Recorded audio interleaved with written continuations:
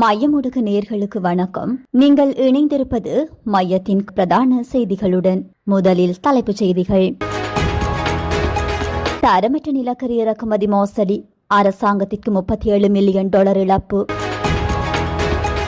பௌத்த தர்மம் தொடர்பான ஜனாதிபதி கருத்து சர்ச்சை, ஐதேக எதிர்ப்பு. பேருந்து கட்டணம் அதிகரிக்குமா, விடுக்கப்பட்டுள்ள அவசர கோரிக்கை. கொடூரமாக வெட்டி கொலை செய்யப்பட்ட பெண், சந்தேக நபர் எடுத்த விபரீத முடிவு. ஈரான் ஜனாதிபதி பதவி விலகினார், வெளியான புதிய தகவல். நள்ளிரவு நேரம் வெசாக் தான சாலைக்கு பாய்ந்தது கார், 6 பேர் பரிதாப மரணம். ரஷ்யாவை கதிகலங்க வைக்கும் உக்ரைன், எரிசக்தி மையங்கள் மீது தொடர் தாக்குதல். பாரிய வெடி விபத்து, குழந்தைகள் உட்பட பலர் பலி. தொடர்பென விரிவான செய்திகள்.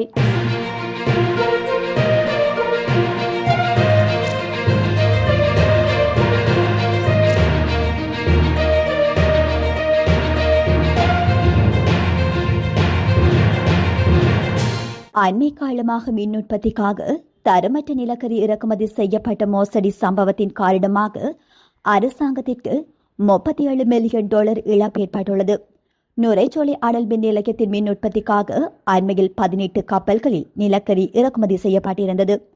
அதில் 5 கப்பல்களில் நிலக்கரி அவசர கால விநியோகமாக கொள்முதல் செய்யப்பட்டிருந்தது. குறித்த 5 கப்பல் சரக்குகளில் ஒன்றில் அதிக சாம்பல் உள்ளடக்கம் இருப்பது கண்டறியப்பட்டுள்ளது.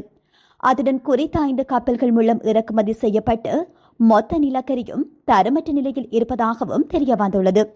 அதன் காரணமாக அரசாங்கத்திற்கு $37 மில்லியன் அமெரிக்க அதிகமான தொகை இழப்பு ஏற்பட்டுள்ளது. அதனை அடுத்து சரக்குகளை வழங்கிய நிறுவனத்திற்கு அரசாங்கம் அபராதம் விதிக்க உள்ளதாக மின்சக்தி மற்றும் எரிசக்தி அமைச்சர் அனுர கருணாதிலக தெரிவித்துள்ளார். பௌத்த தர்மத்தை சிதைப்பவர்களுக்கு எதிராக பண்டிக மன்னர்களின் வழிமுறைகளை பின்பற்றுவதாக ஜனாதிபதி அனுரகுமார திசாநாயக்கு பகிரங்கமாக ஏற்றுக்கொண்டதற்கு ஐக்கிய தேசிய கட்சி தனது கடுமையான கண்டனத்தை வெளியிட்டுள்ளது. ஐக்கிய தேசிய கட்சியினால் வெளியிடப்பட்டுள்ள விசேட அறிக்கையிலேயே இந்த விடயம் சுட்டிக்காட்டப்பட்டுள்ளது. 1987-89 கால பகுதியில் கொடிகாவத்த சத்தாதிச தேரர், வெல்தொட்ட பஞ்சாதசி தேரர் உள்ளிட்ட பல முன்னணி பௌத்த மதகுருமார்களை ஜேவிபி படுகொலை செய்தது. பௌத்த மதத்தில் மகா பாவமாக கருதப்படும் பிக்குகள் படுகொலை மற்றும் விகாரிகளின் வரலாற்று சிறப்புமிக்க சொத்துக்களை கொள்ளையடித்த சம்பவங்களுக்கு ஜேவிபி இதுவரை மன்னிப்பு கேட்கவில்லை. இத்தகைய இரத்தக்கரை படிந்த வரலாற்றை கொண்ட ஒரு கட்சி பௌத்த பிக்குகளை நல்வழிப்படுத்துவது குறித்து பேசுவதையும் அதனை ஜனாதிபதி ஏற்றுக்கொள்வதையும் எந்த வகையில் சகித்துக் கொள்ள முடியும்? அரசாங்கத்தின் தனிச்சார்பான பௌத்த விரோத செயல்பாடுகள் அரசாங்கம் பௌத்த மத மரபுகளை தொடர்ந்து மீறி வருகின்றது. அண்மைய சிங்கள தமிழ் புத்தாண்டுக்கான சுப நேரங்களை இந்த அரசு குழப்பியது. அத்துடன் உலகம் முழுவதும் மே 1 அன்று வெசாக் தினத்தை கொண்டாடிய போது தமது அரசியல் பேரணிக்காக வெசாக் தினத்தை அரசாங்கம் பிற்போட்டது.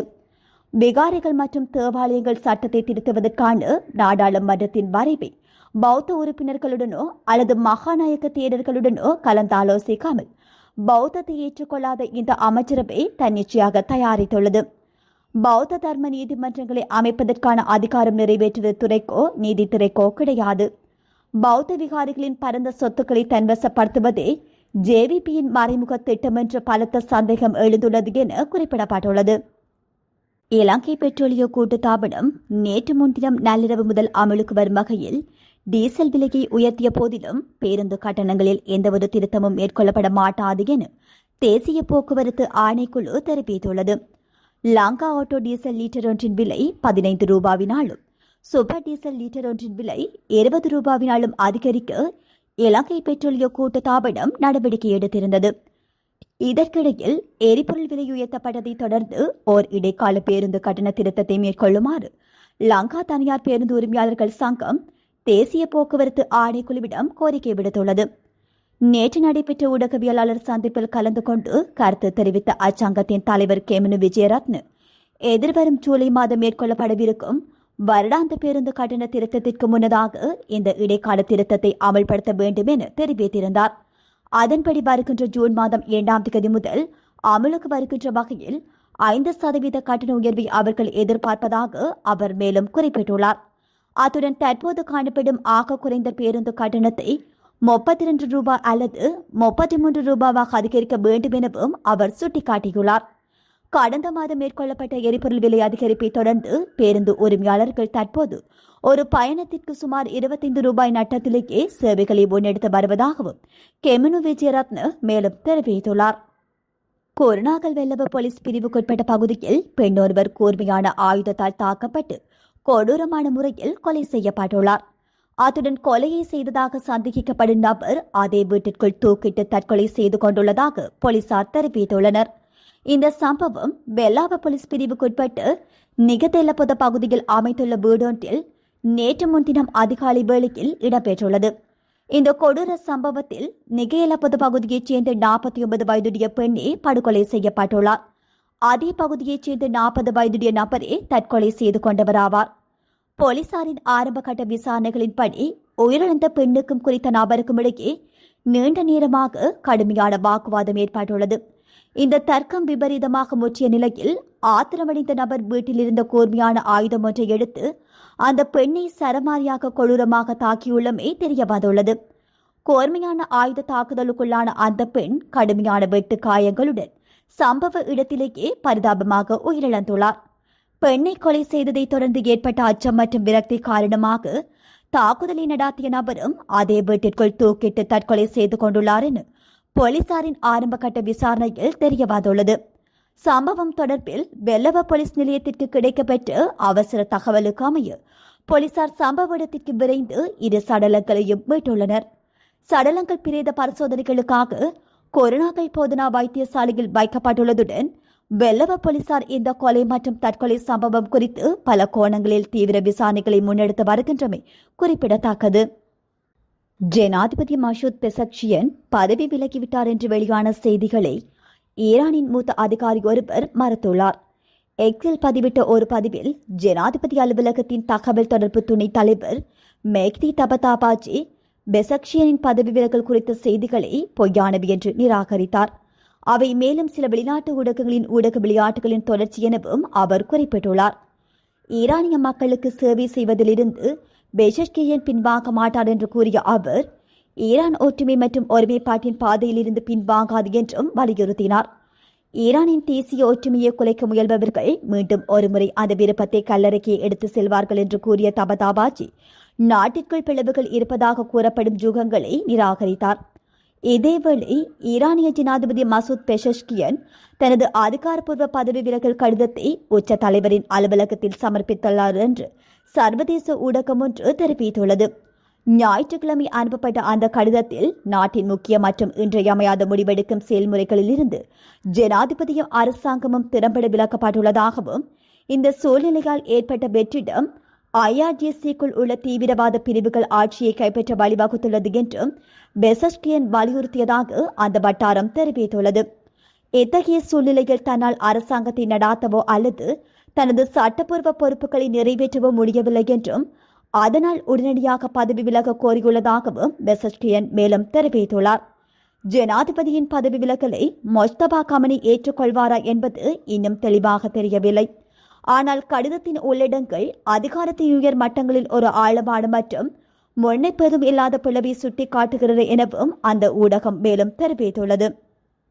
மேகோட சந்திக்கு அருகேயுள்ள வெசாக் தான சாலையில் கூடியிருந்த மக்கள் மீது வாடகை கார் மோதியதில் 3 ஆண்கள் மற்றும் 3 பெண்கள் உட்பட 6 பேர் உயிரிழந்ததாக காவல்துறை தெரிவித்துள்ளது. வெசாக் தானசாலை அருகே கூடியிருந்த மக்கள் கூட்டத்தின் மீது வாடகை கார் திடீரென திரும்பியதால் இந்த விபத்து இடம்பெற்றதாக தெரிவிக்கப்பட்டுள்ளது. இதன்போது காயமடைந்த 12 பேர் சிகிச்சைகளுக்காக ஹோமாகம ஆதார மருத்துவமனையில் அனுமதிக்கப்பட்ட நிலையில் 6 பேர் சிகிச்சை பலனின்றி உயிரிழந்துள்ளதாக மருத்துவமனை வட்டாரங்கள் தெரிவித்துள்ளன. இந்த துயர சம்பவத்தில் உயிரிழந்தவர்களில் 3 ஆண்களும் 3 பெண்களும் உள்ளடங்குவதாக தெரிவிக்கப்பட்டுள்ளது. வாடகை காரின் ஓட்டுநர் காவல்துறையினரால் கைது செய்யப்பட்டுள்ளதுடன் இதுகுறித்த மேலதிக விசாரணைகள் மேற்கொள்ளப்பட்டு வருகின்றன. ரஷ்ய எரிசக்தி மையங்கள் மீது உக்ரைன் தொடர்ந்து தாக்குதல்களை நடாத்தி வருகின்ற நிலையில் ரஷ்ய எரிசக்தி மையங்கள் மீது நேற்றைய தினம் காலை வரை உக்ரைன் தாக்குதல்களை நடாத்தியதாக ரஷ்ய அதிகாரிகள் தெரிவித்துள்ளனர். மேலும் கிரெம்லின் பகுதியில் உள்ள ஒரு முக்கிய அணுமின் நிலையம் மீது உக்ரைன் தாக்குதல் நடாத்தியதாக கூறப்படுகின்ற நிலையில் அதனை அந்நாடு முற்றாக மறுத்துள்ளது. ரஷ்யாவின் தென்மேற்கில் உள்ள ரோஸ்டோவ் பகுதியில் எரிபொருள் சேமிப்பு மையத்தில் நடாத்தப்பட்ட ட்ரோன் தாக்குதல் காரணமாக அந்த பகுதியில் வசிப்பவர்கள் வெளியேற்றப்பட்டுள்ளனர். சரடோவ் மாகாணத்தில் ட்ரோன் தாக்குதல்களின் மூலம் பொதுமக்களின் உட்கட்டமைப்புகளை சேதப்படுத்தி எண்ணெய் சுத்திகரிப்பு நிலையத்தின் மீது தாக்குதல்கள் நடாத்தியுள்ளனர். சமீப காலமாக ரஷ்யாவின் எண்ணெய் மற்றும் எரிசக்தி மையங்கள் மீது உக்ரைன் அதிக அளவில் தாக்குதல்களை நடாத்தி வருகின்றது. ரஷ்யா உக்ரைன் மீது நடாத்தி வரும் 4 ஆண்டு கால தாக்குதல்களுக்கு நிதியளிப்பதில் எரிசக்தி துறைக்கு முக்கிய பங்காற்றி வருவதாக உக்ரைன் தெரிவித்துள்ளது. இந்த நிலையில் ரஷ்யா ஆக்கிரமித்த ஐரோப்பாவின் மிகப்பெரிய அணுமின் நிலையமான ஷபோரிசியா அணுமின் நிலையத்தை உக்ரைன் ட்ரோன் மூலம் தாக்கியதாக ரஷ்யா தெரிவித்துள்ளது. அதேபோல் ரஷ்யாவின் ரோசாட்டம் அணுமின் நிலையத்திலும் உக்ரைன் தாக்குதல் நடாத்தியுள்ளது. இதனைத் தொடர்ந்து உக்ரைன் வெளியிட்ட அறிக்கையில் தாங்கள் சர்வதேச மனிதாபிமான சட்டத்தை கடைபிடிப்பதாகவும் எந்த அணு உலை மற்றும் எரிசக்தி மையங்கள் மீதும் தாக்குதல் நடாத்தவில்லை என்றும் தெரிவித்துள்ளது. அப்படியான தாக்குதல்களின் விளைவுகளை பற்றி அறிந்திருப்பதாகவும் இது ரஷ்யாவின் தந்திரம் என்றும் அவர்கள் குறிப்பிட்டுள்ளனர். ரஷ்யாவின் முழுமையான ஆக்கிரமிப்புக்கு பிறகு ஷபோரிசியா அணுசக்தி மையம் மீதும் தொடர்ந்து தாக்குதல்கள் நடாத்தப்படுவது அச்சத்தை அதிகரித்துள்ளமை குறிப்பிடத்தக்கது. மியான்மரில் ஏற்பட்ட பாரிய வெடிவிபத்தில் குழந்தைகள் உட்பட 55க்கும் மேற்பட்டோர் கொல்லப்பட்ட சம்பவம் சோகத்தை ஏற்படுத்தியுள்ளது. சீன எல்லைக்கு மிக அருகில் மியான்மரின் ஷான் மாநிலத்தில் உள்ள நாங்காம் நகரில் கவுங்ரம் கிராமத்தில் நேற்று நண்பகல் இந்த கோர விபத்து நடைபெற்றுள்ளது. அங்குள்ள ஒரு கட்டடத்தில் சேமித்து வைக்கப்பட்டிருந்த சுரங்க பணிகளுக்கான வெடிப்பொருட்கள் திடீரென வெடித்து சிதறின. விபத்து நடந்த இடத்திற்கு அருகில் இருந்து சுமார் 100க்கும் மேற்பட்ட வீடுகள் இந்த வெடி விபத்தில் தாக்கத்தால் பலத்த சேதமடைந்துள்ளன. 25 பெண்கள் மற்றும் 30 ஆண்கள் இந்த வெடி விபத்தில் உயிரிழந்துள்ளனர். மேலும் காயமடைந்த சுமார் 74 பேர் சிகிச்சைகளுக்காக அருகிலுள்ள மருத்துவமனைக்கு கொண்டு செல்லப்பட்டுள்ளனர். 100க்கும் மேற்பட்டோர் காயமடைந்திருக்கலாம் என அஞ்சப்படுகின்றது. விபத்து நடந்த பகுதியில் மீட்பு பணிகள் தொடர்ந்தும் நடைபெற்று வருவதால் உயிரிழப்பு எண்ணிக்கை மேலும் அதிகரிக்கும் என தெரிவிக்கப்பட்டுள்ளது. இந்த வெடிவிபத்து நிகழ்ந்த பகுதி சீன எல்லையிலிருந்து சுமார் 3 கிலோமீட்டர் தொலைவில் அமைய பெற்றுள்ளது. தற்போது இப்பகுதி மியான்மர் மத்திய அரசுக்கு எதிராக போரிட்டு வரும் தாங் தேசிய விடுதலை ராணுவம் என்ற பழங்குடியின ஆயுத குழுவின் கட்டுப்பாட்டில் உள்ளமை குறிப்பிடத்தக்கது. இத்துடன் மையத்தின் பிரதான செய்திகள் நிறைவு பெறுகின்றன. நன்றி.